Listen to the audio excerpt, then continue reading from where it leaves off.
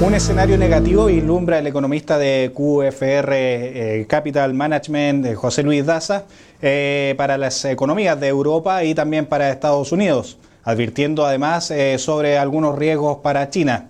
Esto lo señaló en el marco del seminario El Nuevo Ordenamiento Global, Buscando Oportunidades, organizado por Moneda Asset Management.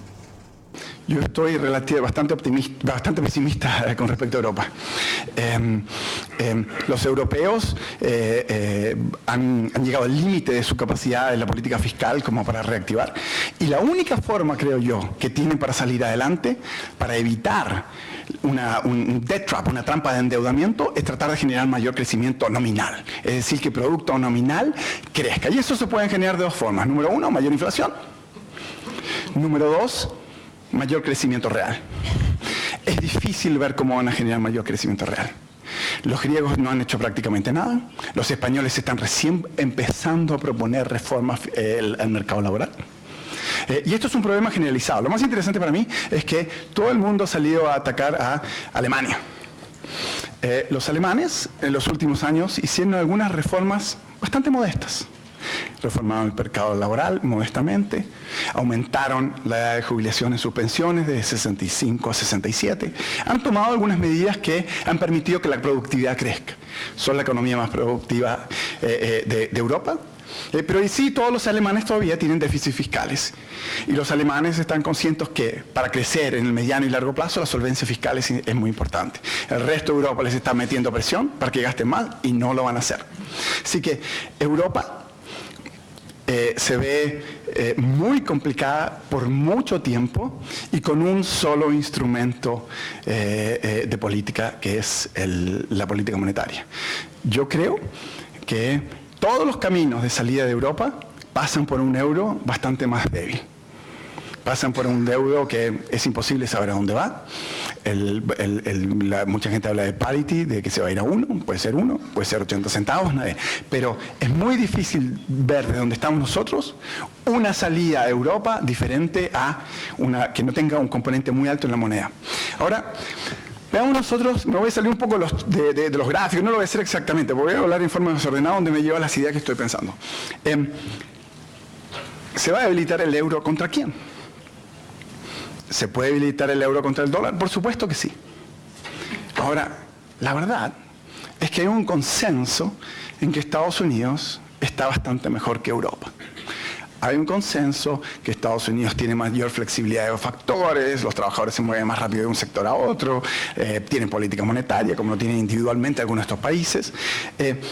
Pero la verdad es que desde el punto de vista de endeudamiento, desde el punto de vista también de capacidad de generar demanda en el corto plazo, yo veo la situación de Estados Unidos también bastante mala. Los consumidores americanos hoy gastan 70% del producto, que es una anomalía en relación a la historia. Todavía siguen consumiendo mucho, a pesar de que están en un proceso de aumento del ahorro importante. Yo les voy a mostrar por qué.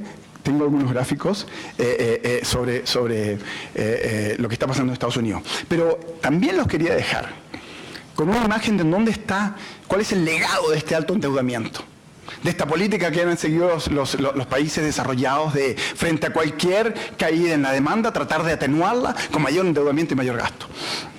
Lo que tienen aquí es, y esta es la fuente, es el Fondo Monetario Internacional, es el rollover, qué porcentaje de la deuda madura en cada año, esto es en el 2010, más el déficit fiscal, es decir, las necesidades de refinanciamiento brutas de países. Déjame decirle un caso. En el caso de Chile, las necesidades de emisión de deuda, refinanciamiento bruto que tiene el gobierno más déficit es aproximadamente es menos del 3% de producto. Los países emergentes, en promedio, tienen menos de 12%. Miren lo que son los países desarrollados. Estados Unidos tiene más del el equivalente al 30% del producto tienen que emitir en deuda del gobierno.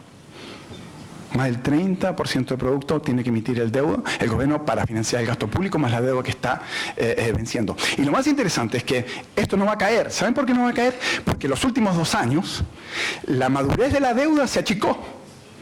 Los gringos dejaron de emitir deuda a 10 años, emitieron mucho menos, y emitieron mucho más deuda a 2 y a 1 año. El duration, si nosotros miramos la duración total, medida en años de la deuda, en los últimos años no cambió, porque los gringos retiraron, toda la deuda, emitieron mucho más deuda de 2 años de que la deuda que originalmente de 10 años que estamos hablando. Entonces, estamos en un proceso de acortamiento de la madurez de la deuda de los países desarrollados, lo que es muy peligroso. Y pueden aquí ver ustedes la cantidad de deuda que madura y más la que tienen que emitir, que es sin precedentes históricos. Estamos en materia de deuda en los países desarrollados hablando, no tenemos precedentes históricos. Sí, en el nivel de deuda total. El nivel de deuda total es el más alto desde la Segunda Guerra Mundial. Pero la diferencia está en que hubo emisiones de deuda especiales, específicas para algo temporal, que fue la guerra. Hoy en día no estamos en esa situación.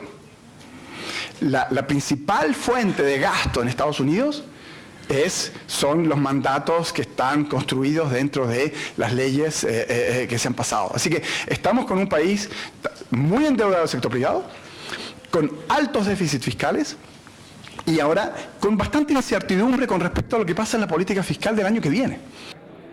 El principal riesgo que veo yo en el mundo es que yo tengo una expectativa bastante sesgada en términos de riesgo de crecimiento de los países desarrollados. Mi impresión es que hay mucho espacio para que de aquí a un año todas las expectativas de crecimiento sean bastante menores de lo que están en los forecasts de los economistas de hoy en día. El segundo punto que quiero hablar un poco es de los países emergentes y de China. ¿Cuáles son los riesgos de China?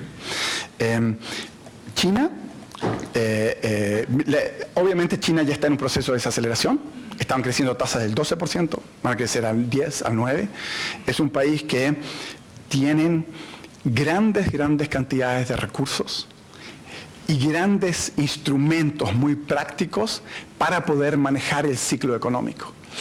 Los chinos en el 2008 y en el 2009, cuando se cae el comercio internacional y les pega muy fuerte, apretan un botón que dice vamos a lanzar todo el programa de infraestructura que teníamos diseñado entre el 2009 y el 2019, lo vamos a hacer en los próximos 3 años.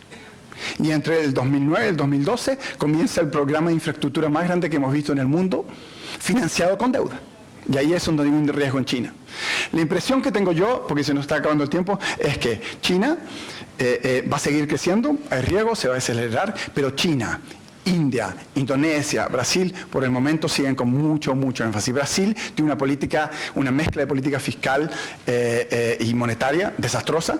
Están con el pie en el acelerador fiscal y con el pie en el acelerador de expansión de crédito de los bancos del gobierno, y al mismo tiempo tienen que apretar por el lado monetario porque tienen una política de inflation targeting. Pero por el momento Brasil y Asia van a seguir bastante fuertes.